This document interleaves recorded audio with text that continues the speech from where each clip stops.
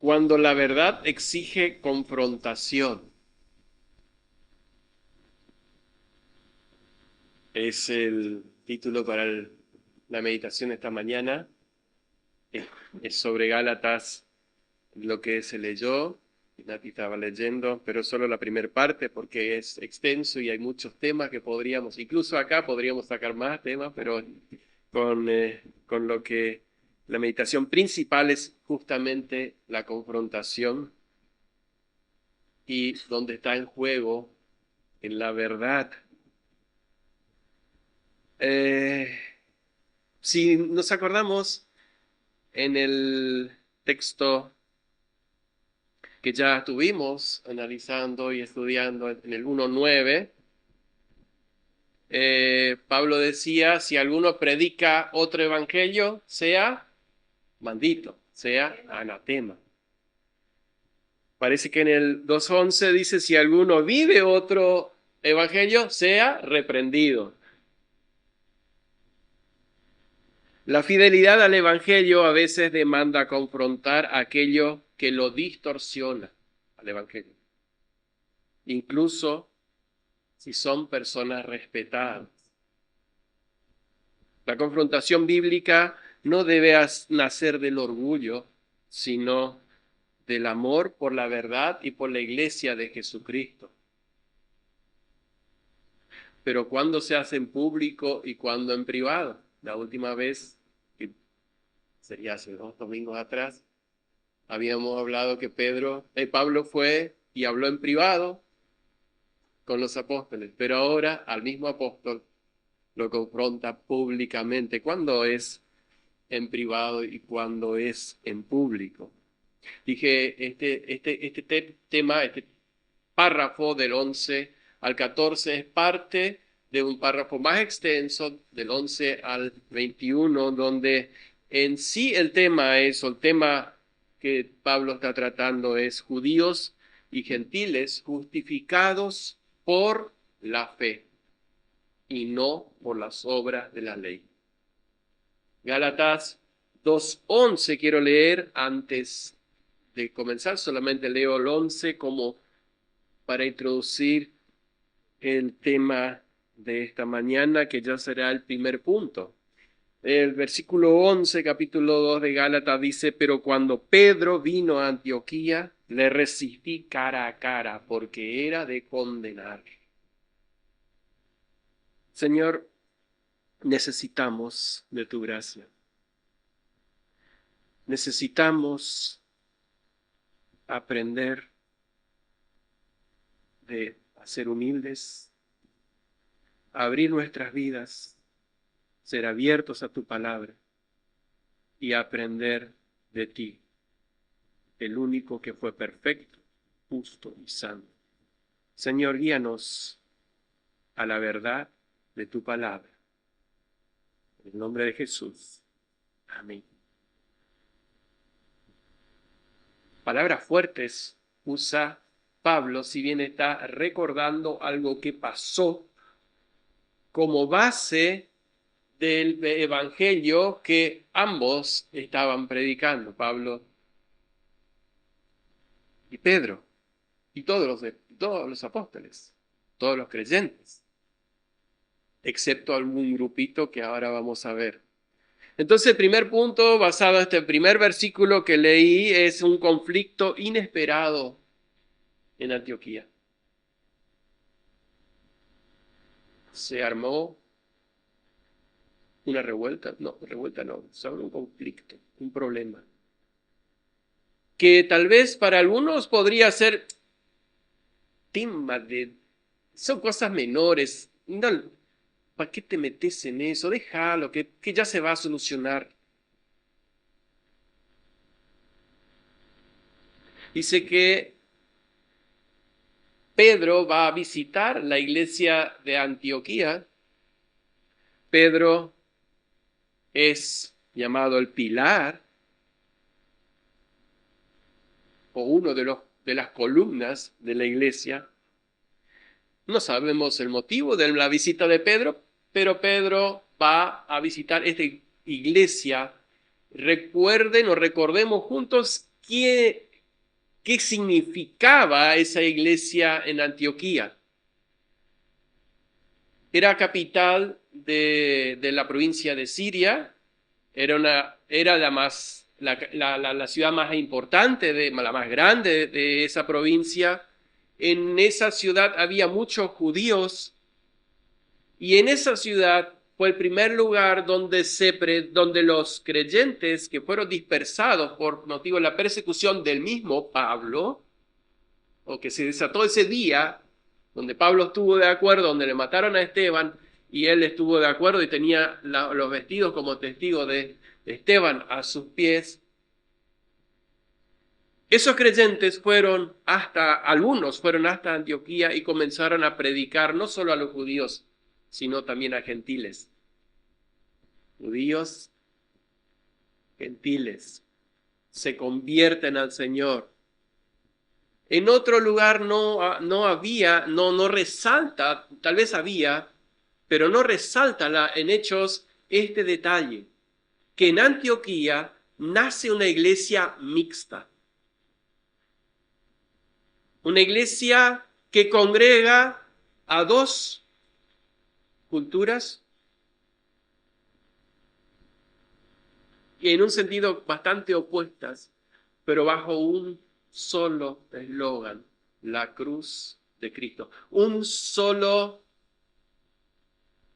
paraguas, una sola cuestión: la cruz de Cristo, suficiente para la salvación. Fue en Antioquía donde los creyentes fueron llamados por primera vez, ¿se acuerdan cómo? ¿Cómo los llamaron? Cristianos. O cristitos, depende cómo se quiera traducir. Qué peso, ¿no? Hoy, y justo hace una semana atrás, Lucas, en el tema de los jueves, mencionaba, a veces fácilmente, solo porque pone una frase o porque saca una foto con una cruz, se lo llama cristiano. Lleva un peso muy importante. Y por algún motivo le llamaban a estos creyentes cristianos. Había un motivo especial. Esta misma iglesia mixta, vamos a hablar mixta, fue iniciadora de el primer movimiento misionero hacia los gentiles y hasta el mundo de afuera, el mundo no judío. La iglesia que sostuvo las misiones primero de Pablo y Bernabé y después de Pablo y Silas y Bernabé y Marcos. Primero tenían 2 misioneros, pero ya tenían 4. Bueno, eso es lo que está registrado. Podríamos seguir buscando y elevando sin deificar. Recién cantamos eso, ¿no? El hombre no es como Dios. Y acá mismo nos vamos a dar cuenta que el hombre no es infalible. El primer papa, no. Pedro no fue infalible. Porque su conducta compromete la verdad del Evangelio. Pablo no tenía un asunto pequeño en la mano. Pedro había venido, vino solo, aparentemente solo, vino a visitar a la iglesia.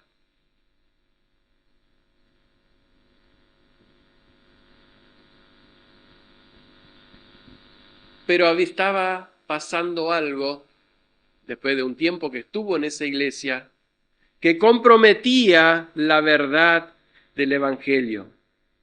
Dice Lutero, Pablo no tenía un asunto pequeño en la mano. Era el principal artículo cristiano. Cuando este artículo se pone en peligro, no hay que dudar en resistir a Pedro o a un ángel del cielo. Eso decía Lutero. La salvación es por la fe, por los méritos de Cristo en la cruz, y no necesita y no puede ser ni en el momento para recibirla ser agregado obras, ni para sostenerla agregar obras. La salvación es de Dios. Este incidente hace que Pablo decide confrontarlo cara a cara. Como dice la hermana, face to face. Eso no quiere decir que se pasó al frente, al lado de Pedro, y le puso la cara enfrente. Entiendan. Acá escúchame, no. Cara a cara, mirándole a la cara. Pablo no estaba al lado de Pedro, o por lo menos no lo dice. Dice, decidí confrontarlo cara a cara porque era de condenar. Cuando Pablo ve esto, no, esta situación que sucede allí, cuando Pablo lo ve, no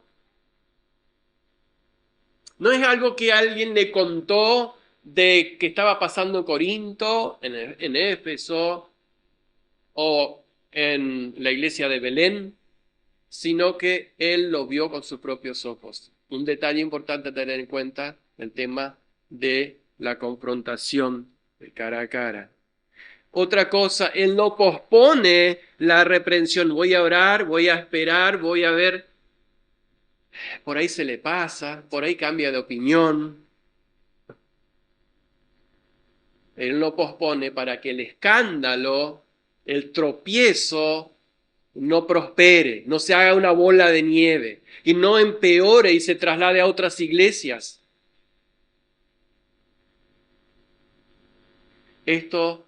Esta situación que dice Pablo acá, lo resistí cara a cara, lo confronté cara a cara, demuestra que Pablo no recibió el evangelio de Pedro, porque si no hubiera, es un punto más que Pablo usa, porque si no, Pablo podría haber dicho, claro, si él me enseñó, entonces tengo que atenerme a lo que él está haciendo también.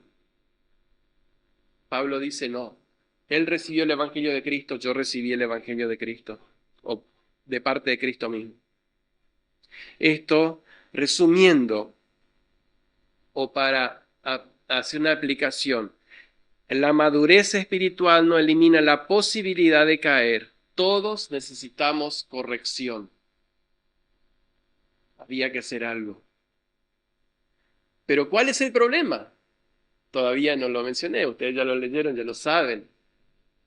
Pero ahora vamos, punto número 2, la incoherencia que nace del temor.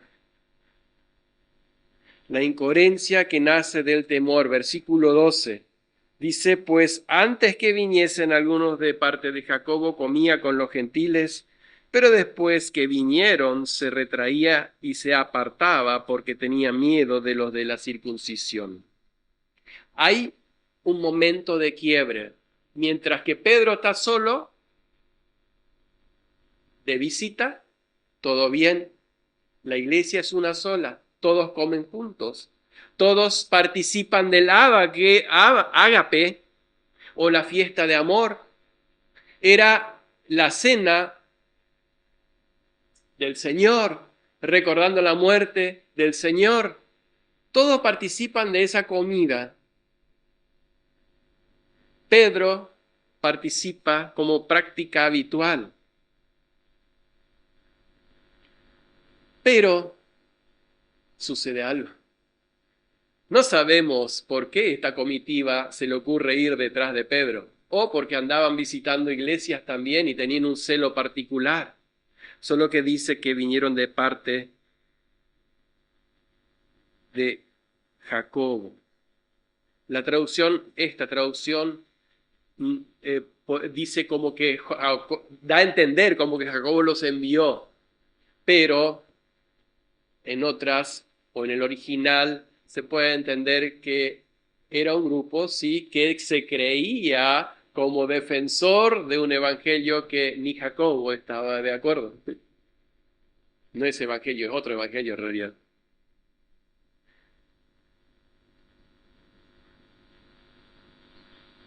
Cuando aparecieron estos hermanos, Pedro puso a los otros cristianos o los cristianos gentiles fuera de la mesa de la comunión.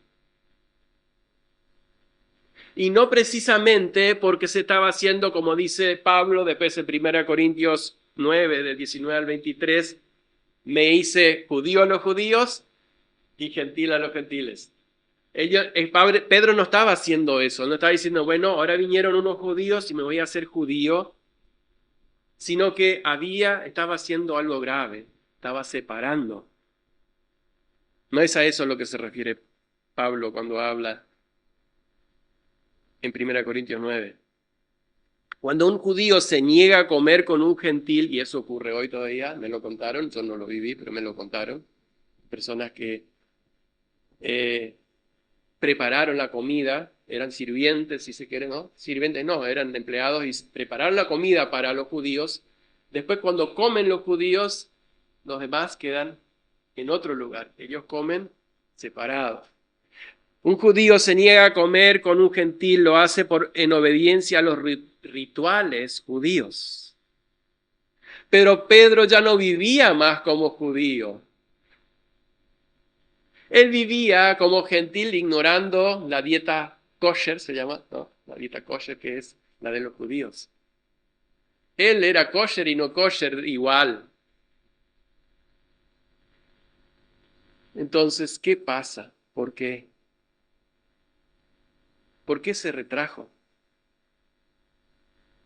Cuando él comienza a actuar así, como que si los gentiles debían convertirse en judíos para ser salvos, él los estaba excluyendo o diciendo que eran segunda categoría o peor aún, que no eran cristianos. Tenían que hacerse judíos para ser cristianos. Lo cual ni el Señor nunca lo dijo, ni los apóstoles, y ni siquiera él mismo sostenía. ¿Pero por qué él actuaba? Era para complacerlos y para no hacerlos sentirse ofendidos de ese grupito. Era un grupito celoso de la ley y que aparentemente, no sabemos si son los mismos, que aparecen también en Hechos 15, donde dicen, es necesario obligarlos a que guarden la ley, sean circuncidados y guarden la ley. Y van por todas las iglesias enseñando eso. ¿Por qué? Por eso Pablo va a Jerusalén a exponer el tema a la iglesia de Jerusalén. Este grupito aparentemente tenía personas prominentes donde hasta Pedro les tiene temor. Y eso es un problema. Dice Proverbios 29-25 que el temor al hombre es un lazo. ¿Y cuántas veces nosotros podemos llegar a caer en ese lazo por temor al hombre? Bueno, no sé ustedes. El miedo venció a Pedro. Su temor a esos hombres le llevó a actuar contrario a lo que él sabía que era verdad. ¿Por qué? Pedro sabía que Dios no había pedido que los gentiles estén bajo la ley de Moisés, porque Dios mismo en una visión que le dio en Hechos 10:23 le dijo, no llames inmundo a lo que yo he limpiado. ¿Se acuerdan cuando el lienzo baja con toda clase de animales? Y una voz del cielo dice, Pedro, levántate, mata y come. Dice, no, sin nada inmundo. Dios ya le dijo que no. Y en la misma visión le dice, bájate, que abajo hay unos hombres que te esperan. No tengas miedo de ellos, anda, porque no lo dice así, pero son gentiles. Vas a entrar en una casa de un gentil. Segundo, Pedro estaba seguro y convencido porque al predicar a esos gentiles, la casa de Cornelio y todo lo que se juntaron, ¿qué pasó ahí? El Espíritu Santo vino sobre ellos y ellos no estaban circuncidados. ¡Qué problema! Dios tendría que haber sostenido el Espíritu Santo hasta que todos se circuncidan, pasan por el rito,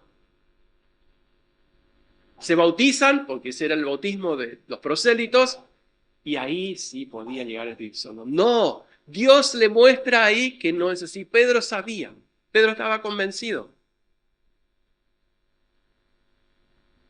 Tercer lugar, porque incluso los líderes cuando le reclaman, cuando él vuelve a Jerusalén, los líderes le reclaman y él mismo defiende y le dice, pasó esto, pasó aquello, Dios está mostrando que no es necesario la circuncisión ni guardar la ley. Y los líderes, no, evidentemente no toda la iglesia, pero los líderes estuvieron de acuerdo aquí, ese es el evangelio de la gracia.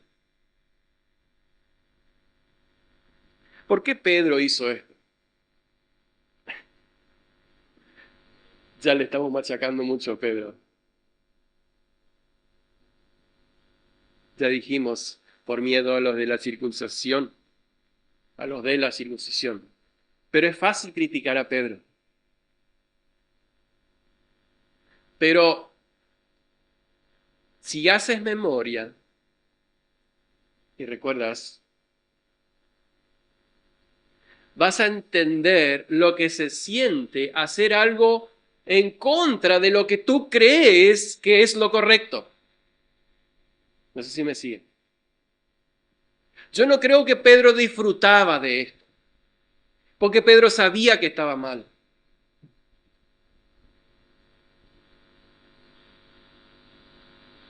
A veces es fácil criticarle a Pedro, pero gracias a Pedro tenemos tantas enseñanzas. Este tipo de comportamiento dominaba a Pedro, es solamente un ejemplo.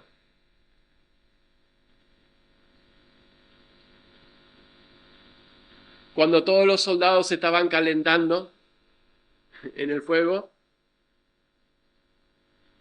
y todos hablaban en contra de decir, pero tú eres uno de ellos. No. Muchos ejemplos más podríamos decir. Y le negó al Señor, porque él se dejaba llevar por la presión del grupo. No quería ser uno distinto.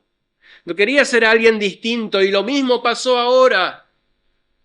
No quería ser distinto a lo que ya sabía o lo que sabía que los otros vivían. ¿Qué pasó con Pedro? Todavía la carne, aunque era salvo, lleno del Espíritu Santo, el día mismo de Pentecostés fue lleno del Espíritu Santo, dio un mensaje con llenura rebosante del Espíritu Santo. Ahora de repente Pedro comete un pecado. Su carne todavía, como lo dice Romanos 7:18, no sé si quiere leerla, dije que podemos aprender muchas cosas de Pedro.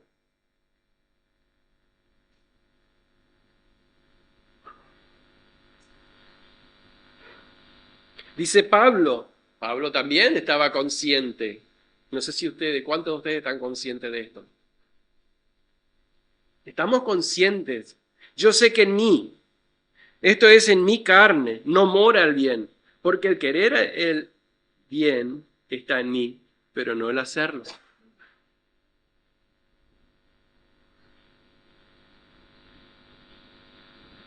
Pedro cayó frente a la presión del grupo. Pero dejemos a Pedro y pensemos en nosotros. ¿Cómo enfrentas la presión del grupo? Cuando todos lo hacen o todos están de acuerdo en hacer algo que tú sabes que va contra tus principios. Vamos a inventar algo, vamos a hacer una maldad, vamos a tomar, vamos a varias cosas. Y entiendo, y no vamos a decir solo los jóvenes, que los jóvenes son por ahí los que más sienten esa presión de grupo, los adolescentes. Pero no por eso siéntanse menos cristianos. Sentir la presión del grupo no es el pecado. El pecado es si te dejas llevar por la presión del grupo. Pero tampoco tomen ahora y decir, no, pero si Pedro se dejó llevar por la presión del grupo, Dios me va a perdonar a mí también. Recuerden que no está Pablo para venir a confrontarte. Tú no eres Pedro, no, yo tampoco soy Pedro y tampoco está Pablo. Pero puede aparecer un Pablo. Dios puede usar a alguien para mostrarte que lo que estás por hacer, o lo que están haciendo, o lo que estás haciendo, no es conforme a la verdad o al agrado de Dios. Tercer punto, versículo número 13, el impacto de lo que sucedió en ese momento. La hipocresía que arrastra a otros. Acá ya no estamos hablando solo de Pedro. Versículo 13, Gálatas, seguimos con Gálatas, ¿sí? Y en su simulación, o su hipocresía, participaban también los otros judíos, de tal manera que aún Bernabé fue también arrastrado por la hipocresía de ellos. La conducta negativa de Pedro incluye incluso en Bernabé.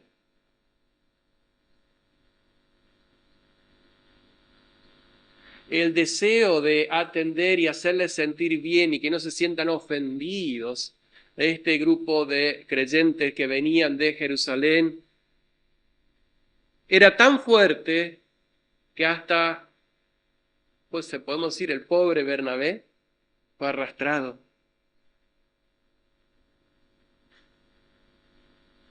Por la hipocresía de ellos. Dice Trapp, un comentarista, los pecados de los maestros son los maestros de los pecados. Es grave. Los pecados de los maestros son los maestros de los pecados. Bernabé era amigo de Pablo. Bernabé había buscado a Pablo para que venga a enseñar, a servir en la iglesia de Antioquía. Bernabé era un hombre bueno, la última vez resaltamos todo esto. Bernabé era un hombre lleno, era bueno y lleno del Espíritu Santo, lleno de fe. Pero falla en esta prueba también. El principal defensor de la libertad cristiana, junto a Pablo, se había convertido en un traidor. Pero es tan grave lo que pasó. Si todavía no se dieron cuenta lo grave, seguimos. La hipocresía no es solo un acto personal, es un pecado muy contagioso. La hipocresía es un pecado muy contagioso.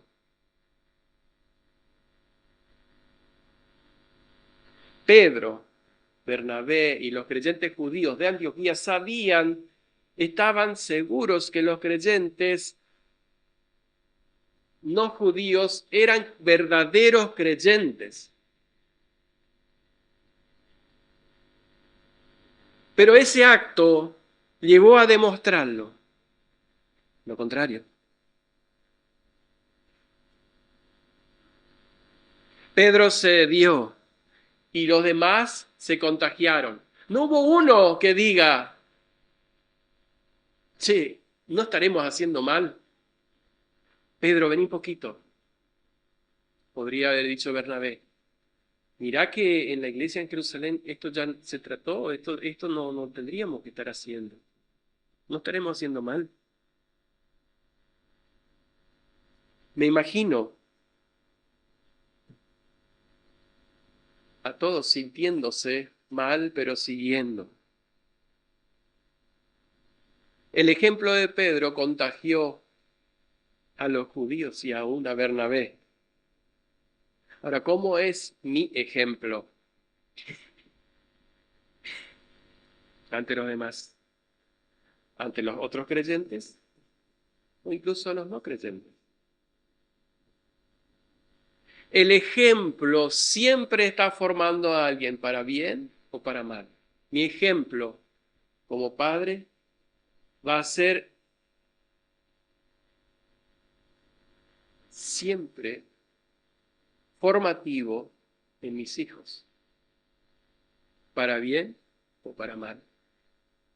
Mi ejemplo como creyente va a ser siempre formativo para los que me ven, para mis vecinos. Y lamentamos a veces que hay gente sin ninguna razón, pero dicen, pero por este cristiano, este cristiano así, yo no voy a la iglesia. No tiene excusa el que dice eso, pero como dijo Jesús, ay de aquel por quien vienen los tropiezos. Mi ejemplo siempre está formando a alguien, tengamos en cuenta eso, para bien o para mal. Cuarto, versículo número 14, para ir ya cerrando, la respuesta. Esto no puede quedar así. Había un problemón. Confrontación pública por un problema o un pecado público.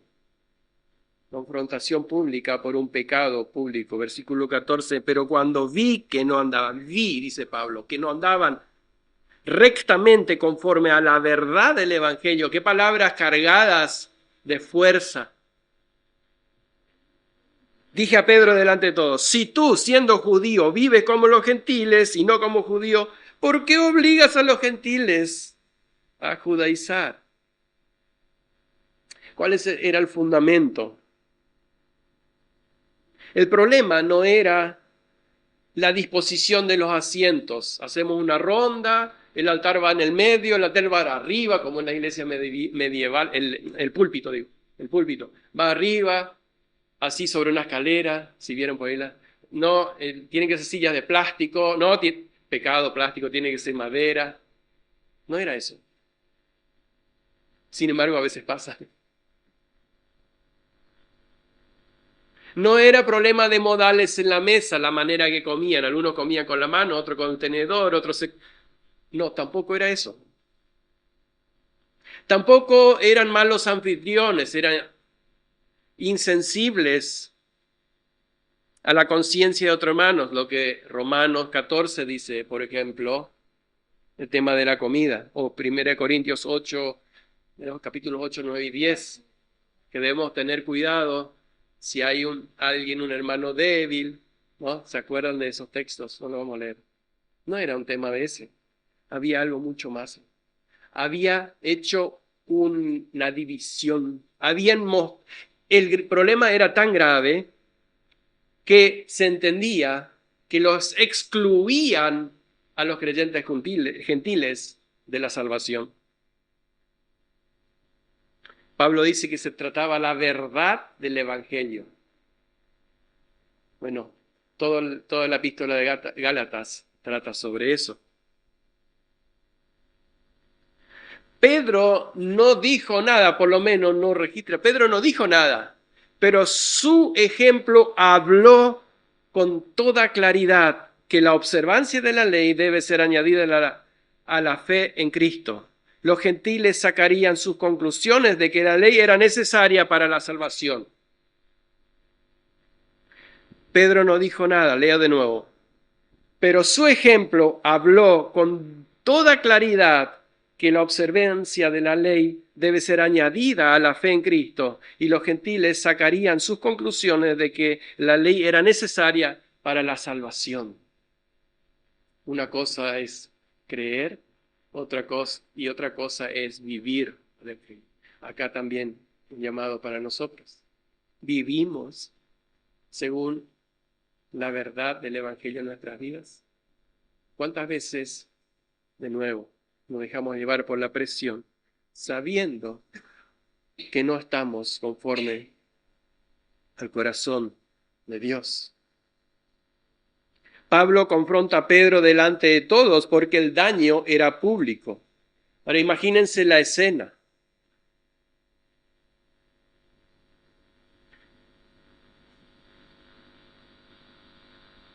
Se les había pedido a los cristianos que se retiren o que pongan mesas a cristianos gentiles, que pongan mesas aparte, o incluso, como en el templo, estaban el sector de los judíos y el sector de las mujeres y el sector de los gentiles. Lejos de los cristianos reales. ¿Cuántas veces nos pasa que nosotros nos creemos superiores a otros creyentes? Pedro, el invitado de honor, lleva la delantera. Bernabé le sigue con los demás judíos. Por eso es una afrenta pública, una negación pública de la verdad del Evangelio, lo que dice Pablo. Y Pablo lo enfrenta públicamente. No debe haber sido fácil para Pablo, sabiendo quién era Pedro, columna de la iglesia. Yo le voy a decir. Y eso también nos enseña varias verdades, ¿no? Pedro se deja decir a pesar de ser columna. Uno, porque él vio que estaba en falta, reconoció que estaba en falta. Otro, porque Pedro también era suficientemente humilde para entender, ya lo vamos a ver al final. Debe haber sido duro para Pablo enfrentar esa situación. Pero también para Pedro vivir esa situación y para Pablo sabiendo quién estaba del lado de Pedro, su mejor, no sé, podemos decir mejor amigo, su gran amigo, Bernabé, el que tanto confió en él, en Pablo, ahora estaba actuando. ¿Qué situación más propicia para decir, bueno, son los líderes, perdón, yo voy a guardarme esto para mí? No lo hizo. Esta escena, volviendo a la escena, ¿no? Todos ahí juntos, los judíos comiendo sus charlas. No vamos a agregar nada más de qué charlaban. Por el otro lado, los gentiles, sus charlas tampoco vamos a dar porque como humanos saben ustedes lo que estarían charlando cada grupo. Lo que se estaba generando. Los judíos seguramente estaban pasando un buen rato hasta que Pablo les arruina la fiesta. Les estropea la fiesta. Seguramente Pablo no gritó. Él no era de gritar, ni siquiera dice que era de personalidad imponente. Su presencia es débil. Él mismo lo reconoce que los enemigos decían de él. Pero la firmeza de su voz hizo que todo cambie. Le dice a todos que Pedro ya no vivía bajo las reglas ni las normas de la ley. Ahora, los hombres del círculo de Jacobo, o como ese grupito ahí que estaba, se habrán visto sorprendidos. ¡Pedro! ¡Come tocino! ¡Come jamón! ¡Vos eso! ¡Pedro! Sí, y no era que ahora te juntaste con nosotros y eres uno de los nuestros. Pedro, me imagino, la cara sonriente, ¿no? No, rojo de vergüenza. Y los demás, sintiéndose incómodos, como decimos a veces, trágame tierra, ¿no? ¿A dónde hay una mesa para meterme debajo? Pero había que llegar a eso. Era necesario. Bueno, esto lleva a lo que Pablo dice en sencilla frase, dice, apela a coherencia, deja de ser hipócrita, Pedro.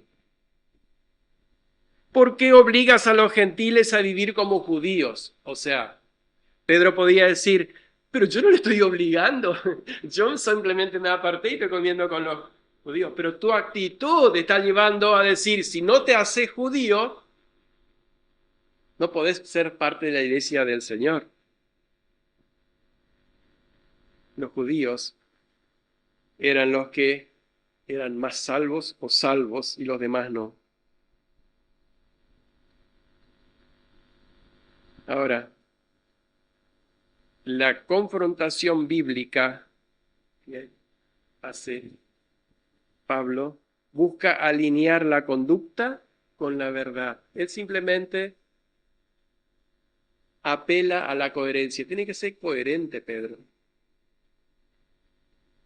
Porque él sabía lo que creía Pedro. Solamente vive lo que crees.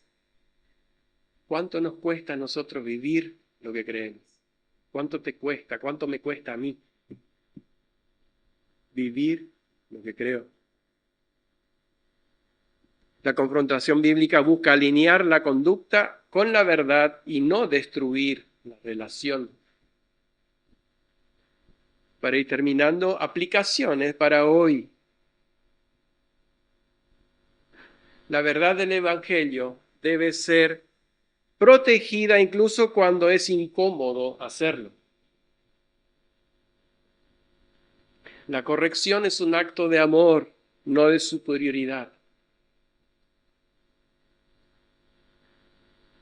Tener en cuenta que vamos a estar más veces del lado de Pedro que del lado de Pablo. No sé si ustedes al leer y escuchar este tema estaban del lado de Pablo. ¿Cuántos? Nadie levantó la mano. No les voy a pedir que levanten la mano. Tengamos en cuenta que muchas veces, y yo diría más veces, vamos a estar del lado de Pedro. Necesitamos la humildad y la gracia del Señor. El temor al hombre siempre nos llevará a comprometer la verdad. Hay un libro, si quieren después se lo paso. Se llama El temor al hombre, ¿te acordás de él? Temor al hombre, algo así se llama. Bueno, sí, se trata del temor al hombre, pero es cuando la gente es grande y Dios es pequeño. Es muy bueno. El temor al hombre siempre nos lleva o nos llevará a comprometer la verdad. Y para concluir, joven, digo joven, pero para todos nosotros. Cuidemos nuestro testimonio, cuida tu testimonio y la relación con el Señor, aun cuando signifique el rechazo del grupo, cuando todos piensen lo contrario. La confrontación bíblica es necesaria cuando la verdad del Evangelio está en juego. Pablo nos enseña que defender la verdad no es opcional, es un acto de fidelidad a Cristo y de amor hacia la iglesia. La verdad exige confrontación, pero siempre con el propósito de restaurar, no demostrar que yo tengo razón o que yo soy superior. Y quiero que busquemos 2 de Pedro 3:15. Por eso me gusta Pedro. Me identifico mucho con Pedro. Ojalá yo llegue, Dios quiera, y es mi oración llegar al final o más adelante, tener esa humildad de Pedro. Ustedes me dicen, ¿por qué más adelante? ¿Por qué no ahora? Es una trampa. 2 de Pedro 3:15.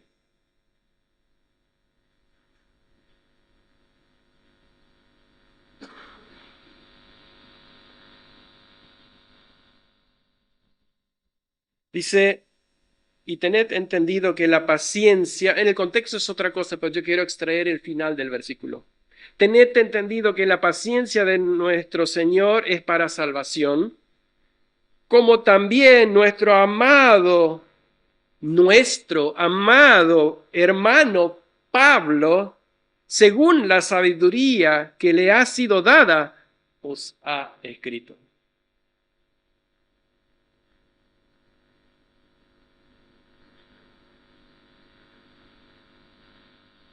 Pedro, poco más escribe una carta diciendo agradezco a Pablo por haberme confrontado.